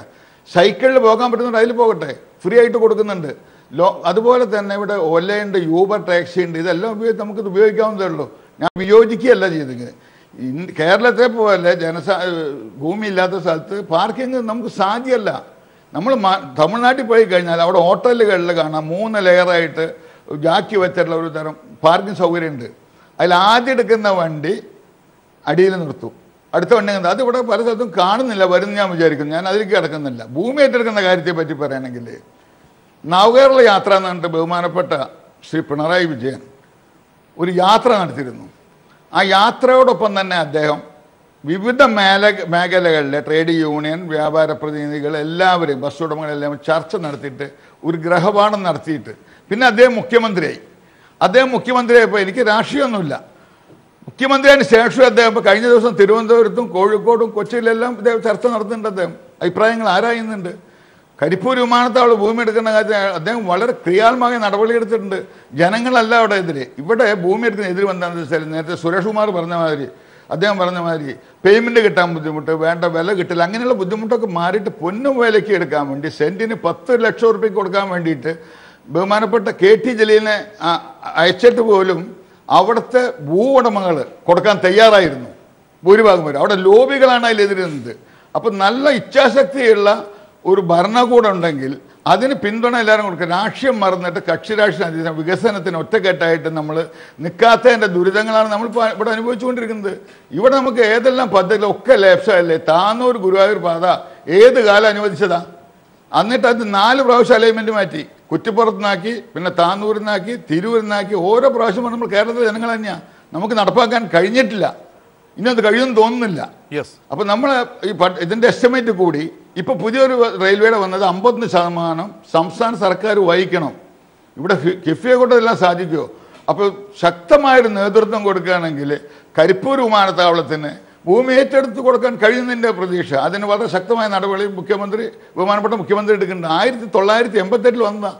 അതിനുശേഷം കണ്ണൂർ വന്നു. അവിടെ കടലിലല്ല സ്ഥലം എടുത്തത്. കരിപ്പൂരിനേക്കാൾ കല്ലുവട്ടി കുഴികളല്ല അവിടെ ഉള്ളത്. അതിന് പൊന്നുമലയുള്ള മെട്രോ അതിനൊരു ഉദാഹരണമാണ്. നമ്മുടെ കേരളത്തിൻ്റെ വികസന കുതിപ്പിന് ഒരു ഉത്തമ മാതൃകയാണ് ഈ മെട്രോ. ശരി, അത് മാതൃകയാക്കണം. കെ എൽ മോഹനവർമ്മ, അപ്പോൾ ഇതിൽ നിന്ന് മനസ്സിലാക്കേണ്ട ഒരു കാര്യമുണ്ട്. ഇപ്പോൾ കൊച്ചിയിൽ അടുത്ത ദിവസങ്ങളിൽ ഉണ്ടാകാൻ പോകുന്ന വലിയ പ്രശ്നങ്ങളിൽ ഒന്ന് ഡോക്ടർ താരാ കല്യാൺ ചൂണ്ടിക്കാട്ടിയ പാർക്കിംഗ് തന്നെയാണ്. കൊതുകിനേക്കാൾ മുകളിൽ വരാൻ പോകുന്നത് മെട്രോ വന്നിരിക്കുന്ന സ്ഥിതിക്ക് ഈ പാർക്കിംഗ് തന്നെയാകും. അപ്പോൾ ഇവിടെ എല്ലാവരും ചൂണ്ടിക്കാട്ടിയതുപോലെ, താങ്കൾക്കും അറിയാവുന്നതുപോലെ, വിദേശങ്ങളിലൊക്കെ ഉള്ളതുപോലെയുള്ളൊരു സംവിധാനം ഈ പൊതു ഗതാഗതത്തിനപ്പുറം ഈ സൈക്കിളിലേക്ക് മാറുന്ന ഒരു കാര്യമുണ്ട്. അത് ഹരിതവുമാണ് അത്തരം ഒരു സങ്കല്പം എന്ന് പറയുന്നത്. താരങ്ങൾ വരെ, ഹോളിവുഡ് താരങ്ങൾ വരെ മെട്രോയിൽ വന്നിറങ്ങി അല്ലെങ്കിൽ മറ്റ് ഗതാഗത മാർഗങ്ങളിലൂടെ വന്നിറങ്ങി സൈക്കിൾ എടുത്ത് അടുത്ത സൈക്കിൾ അവർക്ക് പോകേണ്ട സ്ഥലത്തുള്ള സൈക്കിൾ സ്റ്റാൻഡിലേക്ക് അത് എത്തിച്ച് പൂട്ടി കാർഡ് വെച്ച് ഓപ്പറേറ്റ് ചെയ്യുന്ന സംവിധാനം. അപ്പോൾ അങ്ങനെയൊക്കെ ശീലിക്കേണ്ട ഒരു മനസ്സിൻ്റെ മാറ്റമാണോ ഇനി വേണ്ടത്? അത് കൊച്ചിക്കാർക്കും ഈ ഘട്ടത്തിൽ താങ്കൾ ഉപദേശിക്കുമോ? അല്ല, അതെന്താണെന്ന് വെച്ചാൽ ഇപ്പോൾ ഊബറും ഒക്കെ വന്നില്ലേ. ഞാൻ സാധാരണ ഇപ്പോൾ എവിടെ പോകുകയാണെങ്കിലും എൻ്റെ സ്വന്തം വണ്ടി ഉണ്ടെങ്കിലും വണ്ടി കൊണ്ടിടാൻ വിഷമമുണ്ടെങ്കിൽ ഇവിടെ കൊച്ചിക്കാരൊക്കെ ചെയ്യുന്നതാണ്. അവർ ഊബർ വിളിക്കും, അല്ലെങ്കിൽ ഓല വിളിക്കും, അതല്ലെങ്കിൽ ഈ രീതിയിൽ കൊണ്ടുപോകും. വലിയ പ്രശ്നമൊന്നുമില്ല, ഇതൊക്കെ ഈസിലി ഹാൻഡിൽഡാണ്. ഇനി ഒരു കാര്യം മനസ്സിലാക്കും, കൊച്ചിയുടെ പ്രാധാന്യത്തെക്കുറിച്ച് എനിക്ക് പറയാനുള്ളത്, കഴിഞ്ഞ ഒരു 4 വർഷമായിട്ട് തിരുവനന്തപുരത്തുകാരോട് പ്രത്യേകം പറയുക, അവിടുത്തെ CBSE സ്കൂളുകളിലെ കുട്ടികളെ 10ാം ക്ലാസ്സിലെ 8ാം ക്ലാസ്സിലൊക്കെ തന്നെ ഇവിടെ എക്സ്കർഷൻ കൊണ്ടുപോകും. ഒരു ദിവസത്തെ പ്രോഗ്രാം. അതിരാവിലെ 4 മണിക്ക് അവർ എയർ കണ്ടീഷൻ ബസ്സിൽ അവിടെ നിന്ന് പൊക്കിക്കൊണ്ടുവന്ന് ആദ്യം വണ്ടർലായിൽ പോകും, അതും കഴിഞ്ഞ് ലുലുമാളിൽ പോകും, ഇത് കഴിഞ്ഞ് രാത്രി സിനിമയും കഴിഞ്ഞ് 10:30 അങ്ങോട്ട് കൊണ്ടുപോകും. ഇത് കാണാനാണ് അവിടെ നിന്ന് കൊച്ചിയിലേക്കാണ് വരുന്നത്. തിരുവനന്തപുരത്ത് നിന്ന് ഇപ്പോൾ ഒന്ന് എണ്ണി നോക്കൂ, ഇക്കൊല്ലം എത്ര സ്കൂളുകൾ ഇതുപോലെ വന്നു. ഇനി ഇവരെ മെട്രോ റെയിലിൽ കൂടെ കയറിയിട്ട് പോകും. ഇത് തിരുവനന്തപുരത്ത് നിന്നും കിട്ടാൻ പോകുന്നില്ല. വളരെ വളരെ വിഷമമാണ്. അത് കൊച്ചിക്കാരെ ചെയ്യുള്ളൂ. ഞങ്ങൾ ഇനിയും പുതിയ മാളുകൾ കൊണ്ടുവരും, പുതിയ ഏരിയകൾ കൊണ്ട്. സിനിമാ ഫീൽഡ് കണ്ടില്ലേ, തിരുവനന്തപുരത്താണ് സർക്കാരിൻ്റെ എല്ലാ സാധനങ്ങളും. എല്ലാവരും ഇവിടെയാണ് ഇപ്പോൾ കാര്യങ്ങൾ ചെയ്യുന്നത്. ഇവിടെ നിന്നാണ് എല്ലായിടത്തേക്കും എയർപോർട്ട് ഉണ്ടോ, എത്ര മനോഹരമായിട്ട് വന്നു. എല്ലാ ടെക്നോളജി ഇവിടെ ഞങ്ങൾ അക്സെപ്റ്റ് ചെയ്യുകയാണ്. തിരുവനന്തപുരത്ത് ഓഫ് കോഴ്സ് നമുക്ക് സമരം നടത്താനൊക്കെ ആയിട്ട് സെക്രട്ടേറിയറ്റിന് സൗകര്യങ്ങളൊക്കെ ഉണ്ട്. അത് വളരെ നിങ്ങൾ നടത്തിക്കുള്ളൂ, നമുക്ക് കുഴപ്പമൊന്നുമില്ല. പിന്നെ വിഴിഞ്ഞത്തെക്കുറിച്ച് പറഞ്ഞതിൽ എനിക്കൊരു കാര്യമുണ്ട്. വിഴിഞ്ഞത്തിൻ്റെ പ്രോജക്റ്റ് റിപ്പോർട്ടും കൊച്ചിയുടെ ഫ്യൂച്ചർ പ്രോജക്റ്റും തമ്മിൽ ഒന്ന് പരിശോധിച്ച് നോക്കുക. കൊച്ചിയുടെ ഇൻഫ്രാസ്ട്രക്ചറും ഇവിടുത്തെ സേഫ്റ്റിയും ഇവിടുത്തെ INGA കണക്ഷനും മറ്റുള്ള എല്ലാം കൂടെ വെച്ച് നോക്കുമ്പോൾ ഒരു സംശയവുമില്ല, അവിടെ തൂത്തുക്കുടിയെ വെല്ലുകൊണ്ട് ഒരു വലിയ ബിസിനസ് ട്രാൻസാക്ഷൻസും വിഴിഞ്ഞത്തിന് സാധ്യമല്ല. തൂത്തുക്കുടി ഉള്ളിടത്തോളം. കൊളംബോയെക്കുറിച്ച് പറയേണ്ട, തൂത്തുക്കുടി എന്ന് നമ്മുടെ തമിഴ്നാടിൻ്റെ സ്ഥലം, തൊട്ടങ്ങേപ്പുറത്താണ്. അപ്പോഴേ അതൊക്കെ നമുക്കിപ്പോൾ കണക്കുകളിൽ പറയാവുന്നേ ഉള്ളൂ. നമ്മുടെ കാലം കഴിഞ്ഞിട്ട് അത് ഒന്നും വരാം. പക്ഷേ അവിടെ കൊച്ചി അന്നും ഇതുപോലെ മുമ്പോട്ട് പോയിക്കൊണ്ടിരിക്കും. മുമ്പേയുടെ ഓരോ പുതിയ ആക്ടിവിറ്റി നോക്കി കൊച്ചിയിൽ ഉണ്ടായിക്കൊണ്ടിരിക്കുന്നത്. ഇത് in spite of our old thinking ആണ്. ഇൻസ്പൈറ്റ് ഓഫ് ഗോൾഡ് തിങ്കിങ് ആണ് വരുന്നത്. ഈ പറഞ്ഞ സൈക്കിളിൻ്റെ കാര്യത്തിലൊരു പ്രശ്നം എന്ന് വെച്ചാൽ പല അമേരിക്കൻ യൂണിവേഴ്സിറ്റിയിലും വലിയ യൂണിവേഴ്സിറ്റികളിലൊക്കെ യൂണിവേഴ്സിറ്റിക്കകത്ത് സൈക്കിൾ മാത്രമേ ഉപയോഗിക്കാറൂ. അങ്ങനെയൊക്കെ നിയമമുണ്ട്. പക്ഷേ അത് വരാൻ കാലമെടുക്കും. സൈക്കിൾ ഒരു ചെറുപ്പക്കാരുടെ ഒരു ഭാഗം നിന്നില്ല. അത് നമ്മളൊരു ജനറൽ പബ്ലിക്കിൻ്റേതായി വരാൻ സാധ്യത കുറവാണ്. പക്ഷേ അതിന് പകരമുള്ള ഓൾട്ടർനേറ്റീവ്സ് ഇവിടെ ഉണ്ടായിക്കൊണ്ടിരിക്കും, അനുദിനം വന്നുകൊണ്ടിരിക്കും. ഇവിടെ വേറൊരു കാര്യമുള്ളത്, നമുക്ക് ഈ കായലിൽ കൂടെയുള്ള യാത്രയ്ക്കുള്ള സൗകര്യങ്ങളുണ്ട്. കണക്റ്റഡായിട്ട് വേരിയസ് ആക്ടിവിറ്റീസ്. ഒന്ന് ആലോചിച്ച് നോക്കൂ. ഞാൻ തിരുവനന്തപുരത്തുകാരനും കോഴിക്കോട്ടുകാരനും പറയാം, ഫുട്ബോളിൻ്റെ കേന്ദ്രങ്ങളാണ്. ഒന്ന് ക്രിക്കറ്റിൻ്റെയാണ്. ഇതുവരെ നിങ്ങളുടെ കൊച്ചിയുടെ അല്ലാതെ അവസാനം വരുമ്പോൾ ഫുട്ബോൾ കൊച്ചിയുടെ ഫുട്ബോളാണ്, ക്രിക്കറ്റ് വരുമ്പോൾ അതും ഫുട്ബോൾ ഇവിടെയാണ്. ഏറ്റവും കൂടുതൽ കാണികളുള്ള കോഴിക്കോട്ട് സ്വന്തമായിട്ടൊരു പ്രൊഫഷണൽ ടീം ഉണ്ടാക്കാൻ ഇതുവരെ സാധിച്ചിട്ടില്ല. വളരെ എൻ്റെ സുഹൃത്തുക്കളാണ്, അവരൊക്കെ ശ്രമിച്ചിട്ടുണ്ട്. ഇതൊക്കെ കാര്യം വെച്ചാൽ കൊച്ചിക്കൊരു പ്രത്യേകതയുണ്ട്. കൊച്ചി ജാതി മതാദികൾക്ക് കൂടെ അതീതമായിട്ടുള്ള ഒരു മോഡേൺ സങ്കല്പമുള്ള ഒരു ഗ്രൂപ്പാണ്. ഇവിടേക്ക് താങ്കൾക്കും വരാം. We are very happy to invite everybody. അങ്ങനെ ഉണ്ടെങ്കിൽ കൊച്ചി വലുതാകും. കൊച്ചിയുടെ ഭാഗമാകാം നമുക്ക് കോഴിക്കോടും തിരുവനന്തപുരവും ഒക്കെ. അങ്ങനെ ആകുമ്പോൾ നിങ്ങൾക്കും ഈസി ആയിട്ട് വളരാൻ സാധിക്കും. അങ്ങനെ എൻ്റെ സ്വപ്നം ഒരു 30-40 കൊല്ലം കഴിയുമ്പോൾ കൊച്ചി ഒരു വലിയ സൗത്ത് വെസ്റ്റ് ഏരിയയിലെ, ഇന്ത്യയുടെ സൗത്ത് വെസ്റ്റ് ഏരിയയിലെ എല്ലാ പ്രധാനപ്പെട്ട രാജ്യങ്ങളും രാഷ്ട്രങ്ങളുമായിട്ടുള്ള കമ്മ്യൂണിക്കേഷൻ്റെ ഒരു ട്രാൻസ്ഷിപ്മെൻറ്റ് സെൻറ്റർ രീതിയിൽ ഇത് വളർന്നു വലുതാവും. ഇന്നത്തെ നിന്നൊക്കെ വളരെ വ്യത്യാസങ്ങൾ വരും. പക്ഷേ ആ വ്യത്യാസങ്ങൾ നമ്മൾ ഉൾക്കൊള്ളും. ശരി, ഇവിടെ അപ്പോൾ അങ്ങനെ ഉൾക്കൊള്ളുന്ന ഒരു നഗരത്തെയാണ് മെട്രോ അല്ലെങ്കിൽ കോസ്മോപൊളിറ്റൻ നഗരം എന്ന് വിളിക്കുക. അത് കൊച്ചി എന്തുകൊണ്ടും കാലങ്ങളുടെ മാറ്റം കൊണ്ടൊക്കെ ഒരു പക്ഷേ കൂടുതൽ സാധ്യതകൾ അവിടെ ലഭിച്ചതുകൊണ്ടും ഒക്കെ ആകാം. പല കാരണങ്ങളുണ്ടാകാം. അവിടെ മുന്നിൽ വന്നിട്ടുണ്ട്. കേരളത്തിന് തന്നെ അത്, കേരളവും അതിൽ അഭിമാനം കൊള്ളുകയാണ്. കൊച്ചിയെ മാറ്റി നിർത്തി വേറൊരു രാജ്യമായി പ്രഖ്യാപിക്കുകയൊന്നും അല്ലല്ലോ. അപ്പോൾ ആ നിലയ്ക്ക് ഉള്ള മാറ്റമുണ്ട്. അവിടെ ഡോക്ടർ താരാ കല്യാൺ ഒരു പുതിയ തലമുറയ്ക്കും മാറ്റം ഉണ്ടാകുന്നുണ്ട്. താങ്കൾ ഈ പാർക്കിങ്ങിൻ്റെ കാര്യം പറയുമ്പോൾ താങ്കളെപ്പോലെയുള്ള താരങ്ങൾക്ക് തന്നെ ഒരു ഇനിഷ്യേറ്റീവ് എടുത്ത് കൊണ്ടുവരാവുന്നൊരു കാര്യമുണ്ട്. ഈ താങ്കൾക്ക് പരിമിതികളുണ്ടാകാം, താരങ്ങൾക്ക് പരിമിതികളുണ്ടാകാം, വലിയ താരങ്ങൾക്ക് പരിമിതികളുണ്ടാകാം, ഒരുപക്ഷെ സൈക്കിളിലൊക്കെ പോകാനും ഒക്കെ കൊച്ചിയിൽ എങ്ങനെ സാധിക്കും എന്നുള്ളതിനെക്കുറിച്ചൊക്കെയുള്ള പ്രശ്നങ്ങളുണ്ടാകാം. പക്ഷേ ഒരു പുതിയ മാതൃക കാണിച്ച് കൊച്ചിയെ ലോകത്തിനൊപ്പം എത്തിക്കാൻ നിങ്ങൾക്കും ചിലതൊക്കെ ചെയ്യാനില്ലേ?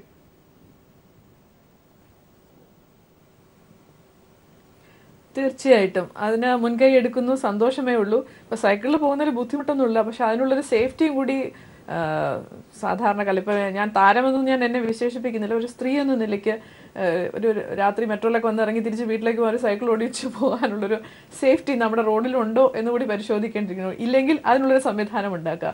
ഇനി എനിക്ക് ഒരു അപേക്ഷയുണ്ട്, യാത്രക്കാരോടാണ് എനിക്ക് പറയാനുള്ളത്. ഒരുപാട് ആഗ്രഹിച്ച് എന്താ പറയുക, ഒത്തിരി നമ്മൾ കാത്തിരുന്ന് മറ്റുള്ളവരെ മറ്റ് സ്റ്റേറ്റ്സിനെയൊക്കെ നോക്കുമ്പോൾ അങ്ങനെ വലിയ പ്രശ്നമില്ലാതെ ഗോഡ്സ് ഓൺ കൺട്രിക്ക് മാത്രം കിട്ടിയ ഒരു മഹാഭാഗ്യമാണ്.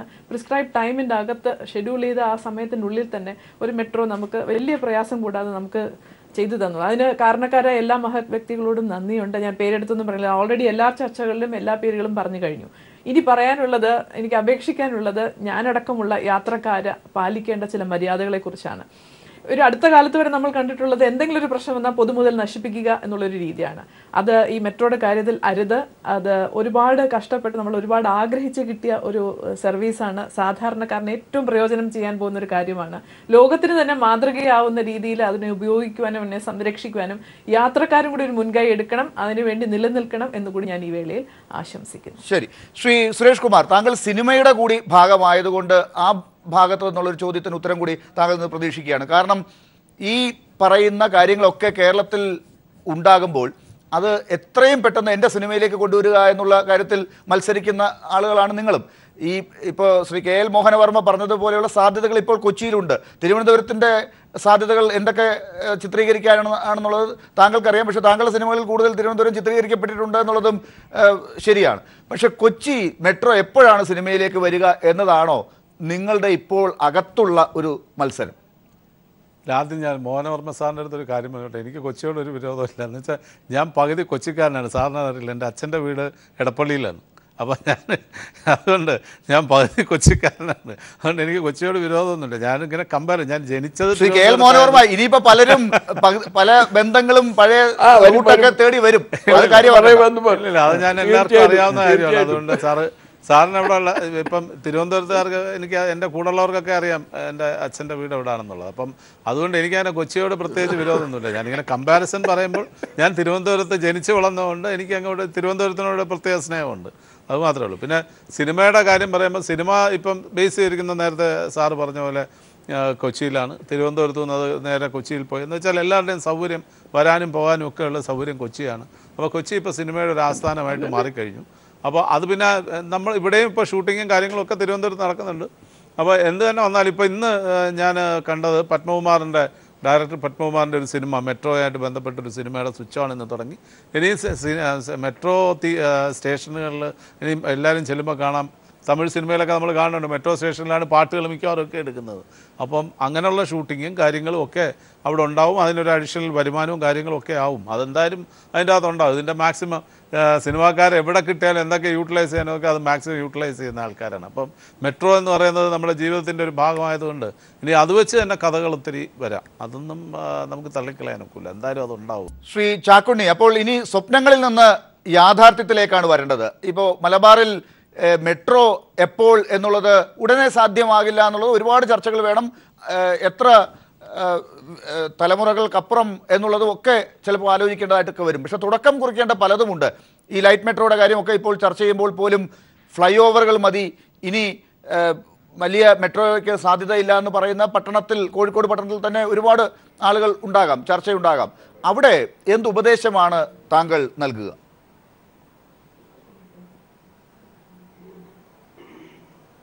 ലൈറ്റ് മെട്രോ പകരം മെട്രോ വേണമെന്നുള്ള ഒരു അഭിപ്രായക്കാരനാണ് ഞാൻ. ലൈറ്റ് മെട്രോന് സ്വാഗതം ചെയ്യുന്നു. അതിന് മുമ്പ് ഞാനും ജി സുരേഷ് കുമാർ സാറൊക്കെ, ഞാൻ മലബാറിനെ അവഗണിക്കുമെന്നുള്ള സ്ഥിരം പരാതിക്കാരനാണ്. പക്ഷെ ഞങ്ങളതിന് വലിയ നേട്ടമായിട്ടാണ് കാണുന്നത് കൊച്ചിയിൽ. നമ്മൾ കേരളം എന്നാണ് കാണുന്നത്. അങ്ങനെ മലബാർ, തിരുവനന്തപുരം, കൊച്ചിയിൽ നിന്ന് അങ്ങനെ കാണുന്നില്ല. ഞാൻ ഏറെ ബഹുമാനിക്കുന്ന വ്യക്തിയാണ് മോഹനവർമ്മ സാറ്. അതുപോലെ മേഡം പറഞ്ഞൊരു കാര്യം വളരെ ശരിയാണ്. സൈക്കിളിന് സുരക്ഷിത ഇവിടെ ഇല്ല. സൈക്കിളിൽ പോകുന്ന എന്തോ മോശക്കാരാണെന്ന ഒരു ധാരണ ഇവിടെ ഉള്ളത്. ബക്കിംഗ്ഹാം കൊട്ടാരത്തിന് മുമ്പിൽ പാർക്ക് ചെയ്യാനുള്ള അനുവാദമുള്ള ഏക സാധനം സൈക്കിളാണ്. അവിടെ സൈക്കിൾ യാത്രക്കാർക്ക് മുന്തിയ പരിഗണന. റോഡിൻ്റെ നടുക്കിലാണ് അതിന് പാത്തുള്ളത്. ഇവിടെ സുരക്ഷിതരാകും. നല്ല ലോറി ഇടിച്ച് മറിച്ചിട്ടുണ്ടോ? അത് മേഡം പറഞ്ഞു വളരെ ശരിയാണ്. പിന്നെയും നമുക്ക് പല പരിഹാരങ്ങളുണ്ട്. Share auto. നമ്മൾ എയർപോർട്ടിൻ്റെ ജംഗ്ഷനിൽ നിന്നാൽ ആദ്യത്തെ ഒരാളെ കയറ്റി, രണ്ടാമത്തെ ആളെ കയറ്റി, മൂന്നാമത്തെ ആളെ 3 ഓട്ടോ പോകുന്നുണ്ട്, ഒരു ഓട്ടോ പോകും. അപ്പോൾ ഓട്ടോ ഡ്രൈവർക്കും ലാഭമായി, അതുപോലെ യാത്രക്കാർക്ക് ഗുണകരമായി. ഗോവയിൽ 2 വീലർ ടാക്സി ഉണ്ട്. ഇന്ന് ബൈക്കിൻ്റെ ബാക്കിൽ നിന്ന് സ്ത്രീകൾ മടിക്കേണ്ട കാര്യങ്ങളൊന്നുമില്ല. അപ്പോൾ 2 വീലർ ടാക്സി, അങ്ങനെയുള്ള ഗതാഗതക്കുരുക്ക് കുറയ്ക്കാനുള്ള കാര്യങ്ങളാണ് ചിന്തിക്കേണ്ടത്. പിന്നെ ഇവിടെ എന്തോ ഒരു മോശപ്പെട്ട പണിയാണെന്ന് തോന്നുന്നുണ്ട്. ഞാൻ യൂറോപ്പിൽ പോയപ്പോൾ അവിടുത്തെ എല്ലാ കാറിൻ്റെ മുകളിൽ 3-4 സൈക്കിൾ ഉണ്ടാവും. സെലിബ്രിറ്റികളുടെ കാരവൻ്റെ ഉള്ളിൽ സൈക്കിൾ ഉണ്ടാവും. അവിടുത്തെ സെലിബ്രിറ്റികൾ ഷൂട്ടിങ്ങിന് പോകുന്ന ഒരു 7 സ്റ്റാറോ 10 സ്റ്റാറോ ഹോട്ടലിൽ നിന്ന് ഒരു സൈക്കിളിലാണ് ഈ ലൊക്കേഷനിലേക്ക് പോകുന്നത്. ഒരു 2 സുഹൃത്തുക്കളെ ഞാൻ പരിചയപ്പെട്ടപ്പോൾ 1991 ഒളിമ്പിക്സിൽ സ്വർണ്ണ മെഡൽ നേടിയ 2 ജേതാക്കൾ അവർ. അന്ന് അവിടുത്തെ വലിയ ബാങ്കിൻ്റെ ഡയറക്ടേഴ്സാണ് അവർ. ഞങ്ങൾ താമസിച്ച ഹോട്ടലിൽ നിന്ന് താമസിച്ചിട്ട് അവർ പോയത് സൈക്കിളിലാണ്. അപ്പൊ സൈക്ലിംഗിലെ താരങ്ങളായിരുന്നോ ശ്രീ ചാക്കുണ്ണി? ഗുണങ്ങൾ ഞാൻ അതിൽ കിടക്കുന്നില്ല. ആരോഗ്യമാണ്, മലിനീകരണം, ഒരുപാട് കാര്യങ്ങളുണ്ട് സാർ. അവർ സൈക്ലിംഗിന്റെ താരങ്ങളായിരുന്നോ എന്നാണ് ഒരു സംശയം. എന്താ ചോദിച്ചത് കേട്ടിട്ടില്ല. അവർ സൈക്കിളിന്റെ താരങ്ങളായിരുന്നു. സെലിബ്രിറ്റികൾ സൈക്കിളിന്റെ താരങ്ങളല്ല. അവിടെ എല്ലാവരും മുന്തിയ പരിഗണന അതിനാ കൊടുക്കുന്നത്. ഞാൻ അവിടെ നിന്ന് സൈക്കിൾ എടുത്ത് ഫ്രീ ആണ്, നമുക്ക് അരമണിക്കൂർ ഫ്രീ ആണ്. നമുക്ക് വേണ്ട ഡെസ്റ്റിനേഷൻ വെച്ചാൽ മതി. ഇവിടെ ഇവിടെ ഞാൻ വായിച്ചു, കൊച്ചിയിൽ ഞാൻ വായിച്ചു. അത് സർക്കാരാണ് ഇതിന് മുൻകൈ എടുക്കേണ്ടത് സുരക്ഷ കൊടുക്കേണ്ട കാര്യത്തിൽ. പെഡസ്ട്രിയന് ക്രോസ് ചെയ്യണമെങ്കിൽ ജീവൻ പണയം വെച്ചിട്ട് വേണം ഇവിടെ ചെയ്യാൻ വേണ്ടിയിട്ട്. അപ്പോൾ ഒരു ട്രാഫിക് സംസ്കാരത്തിന് ജനങ്ങളും ഡ്രൈവർമാരും സർക്കാരും എല്ലാം ചെയ്യണം. ഇവിടെ സൈക്കിളിൽ മേഡം പറഞ്ഞു വളരെ ശരിയാണ്, പേടിക്കണം. കുട്ടികൾ സൈക്കിൾ അയക്കാൻ ഭയപ്പെടുക. തമിഴ്നാട്ടിൽ പോയി കഴിഞ്ഞാൽ അവിടെ സ്കൂളിൽ മുഴുവൻ സൈക്കിളിലാണ് പോകുന്നത്. കേരളത്തിൽ കാഞ്ഞങ്ങാട് ഭാഗത്ത് 90% കുട്ടികൾ സൈക്കിളിലാണ് പോകുന്നത്. അതൊന്നും നമ്മൾ മറന്നിട്ട് കാര്യമില്ല. അപ്പോൾ അതെന്തൊരു പോരായ്മയുള്ള സാധനമായിട്ടാണ്. 2 ലക്ഷം 2.5 ലക്ഷം രൂപ വിലയുടെ സൈക്കിൾ വരെ ഉണ്ട്. അതൊക്കെ കാണാനുള്ള കഴിഞ്ഞു. അവിടെ സൈക്കിൾ ഷോപ്പ്, സൈക്കിൾ റിപ്പയർ ഷോപ്പുകളുണ്ട് നമ്മുടെ കേരളത്തിൽ. അപ്പോൾ എല്ലാം നമുക്ക് വിദേശം അനുകരിക്കാൻ കഴിയില്ല. നമ്മൾ കുറച്ചും കൂടി പ്രാക്ടിക്കലായി ചിന്തിക്കണം. കക്ഷി രാഷ്ട്രീയത്തിന് അതീതമായി വികസനം ഒറ്റക്കെട്ടായി നിൽക്കണം. ഇവിടെ വിവാദങ്ങൾക്കല്ലേ കൂടുതൽ വരുന്നത്, വികസനത്തേക്ക് കൂടുതൽ വിവാദങ്ങൾക്കാണ് വരുന്നത്. ഈ ചർച്ചകൾ പോലും വരുന്നത് വിവാദങ്ങൾക്കാണ്. കുറേ കൂടി പോസിറ്റീവായിട്ട് ചിന്തിക്കണം. അതിന് ഉള്ള മുൻകൈകൾ ദൃശ്യമാധ്യമങ്ങളെല്ലാം എടുക്കണം, മാധ്യമങ്ങളെല്ലാം എടുക്കുന്നുണ്ട്. നമ്മൾ പ്രാക്ടിക്കൽ നമ്മുടെ മറ്റൊന്ന് സുരേഷ് കുമാർ സാറിനോട് എനിക്കൊന്ന് പറയാനുള്ളത്, ഇത് ലാഭത്തിലാവുന്ന ഞാൻ പറഞ്ഞത്. കൊച്ചി മെട്രോ ലാഭത്തിലാവും. ബോംബെയിൽ 7 മിനിറ്റിൽ ഒരു സർവീസാണ് നടക്കുന്നത്. പീക്ക് സമയത്ത് 4 മിനിറ്റിലും പീക്ക് സമയമല്ലാത്ത 7 മിനിറ്റിലും ഓടിക്കണം. അങ്ങനെ നോക്കി ഷെഡ്യൂൾ ചെയ്താൽ ഇത് ലാഭത്തിലോടും. പിന്നെ പണ്ട് തിയേറ്ററുകളിൽ വിഷയത്തിന് ഞാൻ മാറില്ല, തറ, കസാര, പിന്നെ ബാൽക്കണിയാണ്. ഇന്നത്തെ സ്ഥിതി എന്താ? ഇന്ന് നമ്മുടെ കുട്ടികളും സാധാരണ തിയേറ്ററിൽ 110, 120 കാണാൻ തയ്യാറില്ല. മൾട്ടിപ്ലക്സിൽ പോകണം, 260 രൂപ കൊടുത്തിട്ടുള്ള മൾട്ടിപ്ലക്സിൽ പോയിട്ട് അവർ സിനിമ കാണാൻ തയ്യാറുള്ളൂ. അപ്പോൾ നമ്മുടെ ജീവിത നിലവാരം കൂടി. ട്രെയിനിൽ ആദ്യം നമ്മൾ സെക്കൻഡ് സ്ലീപ്പറെ നോക്കല്ലേ. ഇന്ന് ഫസ്റ്റ് ക്ലാസ് AC കിട്ടിയില്ലെങ്കിൽ സെക്കൻഡ് ACയിലേക്ക് പോകുന്നുള്ളൂ, എന്നിട്ട് തേർഡ് AC പോകുന്നുള്ളൂ. കിട്ടിയില്ലെങ്കിൽ മാത്രമേ മറ്റേ പോകുന്നുള്ളൂ. ശ്രീ KL മോഹനവർമ്മ, അപ്പോൾ ഈ കൊച്ചിയിൽ നിന്ന് ചിലരെങ്കിലും പറയുന്ന കാര്യങ്ങളിൽ വലിയ കാര്യം ഇല്ല എന്നാണോ കരുതേണ്ടത്? ഈ മെട്രോയിൽ കുറച്ച് പൈസ കൂടുതലാണ്, ആലുവയിൽ നിന്ന് പാലാരിവട്ടം വരെ എത്തി തീർക്കുന്നതാണ് കാര്യങ്ങൾ. അപ്പോൾ ബാക്കിയുള്ള സ്ഥലത്തേക്കില്ല. ഫോർട്ട് കൊച്ചിക്ക് പോകാൻ പറ്റുന്നില്ല, മട്ടാഞ്ചേരിക്ക് പോകാൻ ഉള്ള വഴിയില്ല. അപ്പോൾ പല റെസിഡൻഷ്യൽ ഏരിയകളിലേക്കും ഈ കാര്യങ്ങൾ ഇപ്പോൾ പോകുന്നില്ല എന്ന് പറയുന്നത് കൊച്ചിയിൽ തന്നെ ഇതൊരു ഭാഗത്ത് മാത്രമുള്ള ഒരു സൗകര്യമായി മാത്രം കാണണം, ഇത് തിരക്ക് കുറയ്ക്കുമോ ഇല്ലയോ എന്നുള്ള കാര്യത്തെക്കുറിച്ച് ഇനി കണ്ടറിയേണ്ടതുണ്ട് എന്നൊക്കെ പറഞ്ഞ് കേൾക്കുന്നുണ്ടല്ലോ. അപ്പോൾ ആ കാര്യത്തിലൊന്നും അർത്ഥമില്ല എന്ന് കാണട്ടെ ശ്രീ KL മോഹനവർമ്മ. ഒരു കാര്യം, പഴയ ചരിത്രം കേട്ടാൽ അറിയാം. ഈ AK ആൻ്റണി ഈ KSUവിൻ്റെ നേതാവായിട്ട് പിന്നീട് നമ്മുടെ മുഖ്യമന്ത്രിയായി, പിന്നെ കേന്ദ്രമന്ത്രി ഇല്ല, അദ്ദേഹം തുടങ്ങി വെച്ച ഒരണ സമരമാണ്. അന്ന് ഒരെണ്ണം എന്ന് പറഞ്ഞാൽ 6 പൈസയുടെ സമയത്തില്ല. ഇതൊക്കെ കഴിഞ്ഞ് കുറച്ച് നാൾ കഴിഞ്ഞ് ഇവിടെ ഓരോ ലെവലിലും ഈയിടെ ഒരു 15 കൊല്ലം 10-12 കൊല്ലം മുമ്പ് നമ്മുടെ ഇവിടുത്തെ ബസ്, കൊച്ചിയിലെ ബസ്സിൻ്റെ ഒരു സമരത്തിൻ്റെ അതുമായിട്ട് ബന്ധപ്പെട്ട് ഞാൻ അവരുമായിട്ട് ചർച്ച ചെയ്തപ്പോൾ പറഞ്ഞു, എൻ്റെ സാറേ സമരം ഉണ്ടല്ലോ, ഈ പൈസയുടെ സമരത്തിൽ ഇപ്പോൾ ഒരു രക്ഷയില്ല. 10-15 പൈസ കൂട്ടിയെന്ന് പറഞ്ഞിട്ട് സമരം ചെയ്ത് ആരും വരില്ല. അവർക്ക് സമരം ചെയ്യുന്നവർക്ക് കാശ് കൊടുക്കണം, അത് ഇതിലും വലിയ നഷ്ടമാണ്. സമരം, അതായത് ഈ സൗകര്യങ്ങൾ കൂടുതൽ വന്നപ്പോൾ നമുക്ക് എല്ലാവർക്കും സൗകര്യം വേണമെന്നുള്ള ആഗ്രഹമുണ്ട്. അതിനുവേണ്ടി പണം ചെലവാക്കുന്നതിന് ആർക്കും ഒരു മടിയില്ല. ഇവിടെ സാധാരണ ഒരു നമ്മുടെ കേരളത്തിന് വെളിയിൽ നിന്ന് വന്ന് ചെയ്യുന്ന സാധാരണ ജോലി ചെയ്യുന്ന ഒരുപാട് ഈ വിദഗ്ധരും അവിദഗ്ധരുമായിട്ട് തൊഴിലാളികളുണ്ട്. എൻ്റെ അടുത്ത സുഹൃത്തുക്കൾ, ഞാൻ നന്നായിട്ട് ഹിന്ദി പറയുന്നതാണ്, ഞാൻ അവരുമായിട്ടൊക്കെ വളരെ കൂടി നടക്കുന്നു. അവരാരും കുറഞ്ഞത് ഒരു 700-800-1000 രൂപ ദിവസം ഉണ്ടാക്കുന്നവരാണ്. അവർക്കാർക്കും പോലും ഇതുപോലെ ഇങ്ങനെ പണം ചെലവാക്കുന്നതിന് ഒരു വിഷമവുമില്ല.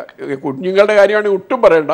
260 രൂപയിൽ കൂടി ഫ്ലെക്സ് അവിടെ പോയി സിനിമ കാണുമെന്ന് പറഞ്ഞാൽ അതിൻ്റെ കൂടെ പറയാം അപ്പോൾ BC കേട്ടോ, അവിടെ food also is available. Food interview കഴിഞ്ഞാൽ നമ്മുടെ ഇരിക്കുന്നിടത്ത് കൊണ്ടുതരും. നേരത്തെ നമ്മൾ ടിക്കറ്റ് കൊടുത്താൽ അവരെ സംബന്ധിച്ചോളം ഇവിടെ നമ്മൾ പഴയ ഓലക്കൊട്ടകയിൽ പോയിട്ട് തറയും ബെഞ്ചും, സാർ പറഞ്ഞ ഒരു വ്യത്യാസമുണ്ട്, അന്ന് ബെഞ്ചും കൂടെ ഉണ്ടായിരുന്നു. തറ, ബെഞ്ച്, കസേര, പിന്നാണ് ബാൽക്കണി പിന്നെ വന്നത്. ബാൽക്കണി വരുന്നതിന് മുമ്പുള്ള കാലത്താണ് ഞാൻ സിനിമ കണ്ടു തുടങ്ങിയത്. അന്ന് ഈ തറയും ബെഞ്ചും, തറയിൽ പോകുമ്പം ഒരു പായ കൂടെ കൊണ്ടുപോകായിരുന്നു നിലത്തിട്ടിരിക്കാനായിട്ട്. അതും പറഞ്ഞിട്ട് നമുക്കിപ്പോൾ വല്ല കാര്യമുണ്ട്? അതൊക്കെ കാലം മാറിയില്ലേ? Everything is changed and it is changing. അപ്പോൾ പണമുണ്ട്, പണം ചിലവായിക്കൊണ്ടേയിരിക്കും. അതുകൊണ്ട് ഇതിൽ ഈ പറയുന്നത് താൽക്കാലികമായിട്ട് ചിലർക്ക് ബുദ്ധിമുട്ടുണ്ട്, അവർ കിടന്ന് ഒച്ച വെച്ചുകൊണ്ടിരിക്കും. ഒരു കാര്യമുണ്ട്, മീഡിയ പോലും മാറിയിട്ടുണ്ട് കേട്ടോ. ഇതുവരെയുള്ള നെഗറ്റീവ് സൈഡിൽ നിന്ന് പോയി മീഡിയ പോലും ഇപ്പോൾ പോസിറ്റീവായി തുടങ്ങിയിട്ടുണ്ട്. മുമ്പാണ് കുറ്റം മാത്രം പറയുമായിരുന്നു മീഡിയ കുറേ കാലത്തൊക്കെ. ഇപ്പോൾ എല്ലാ മീഡിയകളും കുറച്ച് പോസിറ്റീവ് കാര്യങ്ങളും പറയാൻ തുടങ്ങി. അതാണ് നമ്മുടെ മാറ്റം. അത് നമ്മുടെ കേരളത്തിന്റെ KL മോഹനവർമ്മ കഴിഞ്ഞ തവണ പങ്കെടുത്ത ആശ്വാസമുണ്ട് ഈ ചർച്ച എന്നുള്ളത് ആയിരിക്കാം ചിലപ്പോൾ അത് പറയിച്ചത് എന്ന് ഞാൻ കരുതിക്കോളാം. ശ്രീ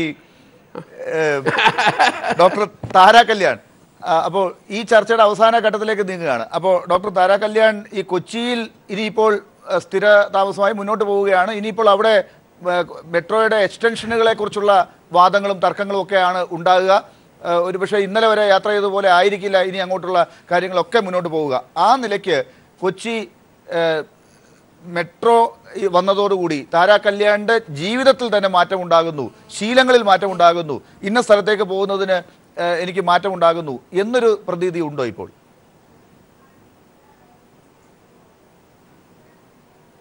സത്യം ഇപ്പം എനിക്ക് ആദ്യം തോന്നുന്നത്, ഇപ്പോൾ ഡ്രൈവിംഗ് സ്കൂളിലൊക്കെ പോയി ഡ്രൈവിംഗ് പഠിക്കുന്ന പോലെ സൈക്കിൾ പഠിപ്പിക്കുന്ന ഏതെങ്കിലും സ്ഥാപനം ഉണ്ടെങ്കിൽ ആദ്യം പോയി എൻറോൾ ചെയ്ത് സൈക്ലിംഗ് പഠിക്കുക എന്നുള്ളതാണ്. അതൊരു നല്ല ആശയം ആണെന്ന് എനിക്ക് തോന്നുന്നു. ഞാൻ നേരത്തെ പറഞ്ഞതിൽ സൈക്ലിംഗ് ഒരു മോശമായ ഒരു ട്രാൻസ്പോർട്ടേഷനാണെന്ന് ഞാൻ ധനിച്ചിട്ടില്ല. അദ്ദേഹം അങ്ങനെ പറഞ്ഞോ എന്ന് എനിക്ക് തോന്നി. ഒരിക്കലും അല്ല, അത് ഇക്കോ ഫ്രണ്ട്ലി ആണെന്ന് ഞാൻ മനസ്സിലാക്കുന്നു, ഹെൽത്തി ആണെന്ന് മനസ്സിലാക്കുന്നു.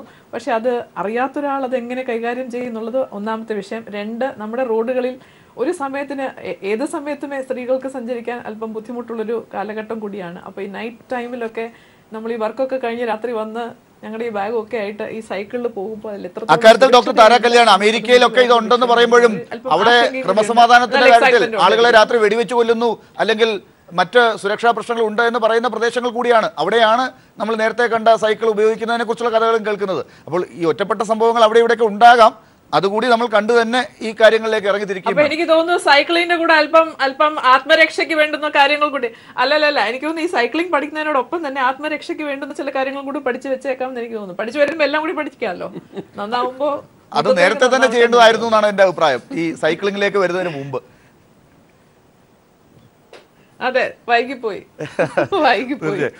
ശ്രീ സുരേഷ് കുമാർ, അപ്പോൾ ഈ തിരുവനന്തപുരവും ഇനി ശ്രീ ചാക്കുണ്ണിയും അതിനോട് യോജിക്കുമെന്നാണ് കരുതേണ്ടത് താങ്കൾ പറയുന്ന കാര്യങ്ങളോട്. അതായത് കൊച്ചി മെട്രോ ഇന്ന് ഉദ്ഘാടനം ചെയ്യപ്പെട്ട് ഈ രീതിയിൽ മുന്നോട്ട് പോകുന്നു. ആ നിലയ്ക്ക് എന്തായാലും ഇനി സ്വപ്നം കണ്ട് മാത്രമല്ല വലിയ മാറ്റങ്ങൾക്ക് പഴയതുപോലെ ആയിരിക്കില്ല ഇനി റിപ്പോർട്ടുകളുമായി അല്ലെങ്കിൽ ഫീസിബിലിറ്റി റിപ്പോർട്ട് തയ്യാറാക്കുമ്പോഴും സാധ്യതകൾക്ക് വേണ്ടിയുള്ള അഭിപ്രായങ്ങൾ തേടുമ്പോഴും ഒക്കെ പുതിയ പദ്ധതികളുമായിട്ട് മുന്നോട്ട് വരുമ്പോഴും ഒക്കെ പഴയതുപോലെ ആയിരിക്കില്ല ഇനിയിപ്പോൾ ആളുകൾ സ്വീകരിക്കുക.